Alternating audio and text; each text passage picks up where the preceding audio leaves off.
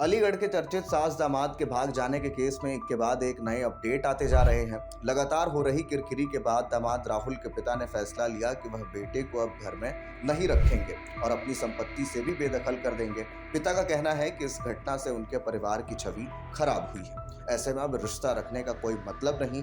पिता ने बताया कि राहुल अपने घर से भी कुछ पैसे और जेवर उठाकर भागा है। इस बीच सास और दामाद की उम्र की जो अटकलें चल रही थी वो भी अब खत्म हो गई हैं। जानकारी के अनुसार महिला की उम्र 34 साल और युवक की उम्र 24 साल है। अलीगढ़ के डीएसपी महेश कुमार ने बताया कि राहुल के कई रिश्तेदारों और दोस्तों से पूछताछ जारी है।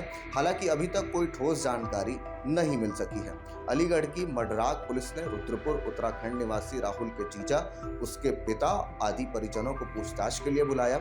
वैसे पुलिस को सबसे ज्यादा शक उसके जीजा पर है कि उसने ही भागने में राहुल की मदद की होगी, क्योंकि दोनों उत्तराखंड में जल्द ही मिले थे।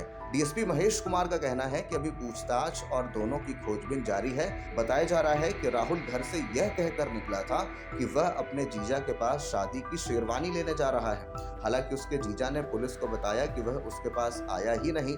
जीजा का कहना है कि घर से वह क्या बोलकर निकला, इसमें उसका क्या दोष है।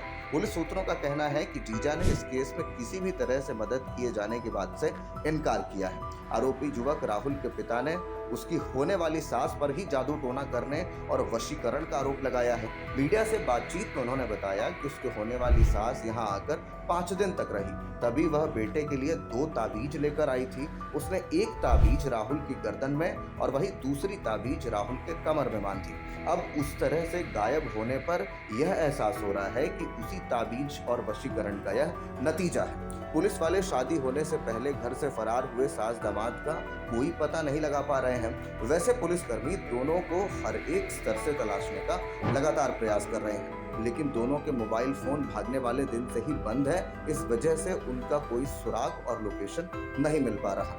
मडराग थाना इलाके में आने वाले गांव मनोहरपुर की रहने वाली अनीता देवी को लेकर गांव की अन्य महिलाओं में भारी आक्रोश है। जिस प्रकार से इस खबर की देश भर में चर्चा हो रही है, उसको लेकर गांव की महिलाओं का कहना है कि अनीता ने गांव का नाम बहुत बदनाम किया है। इसको लेकर गांव के रहने वाले सभी लोगों में उसके प्रति बहुत गुस्सा है और अगर अनीता अपने गांव वापस आई तो उसे जान से मार देंगे वो लोग।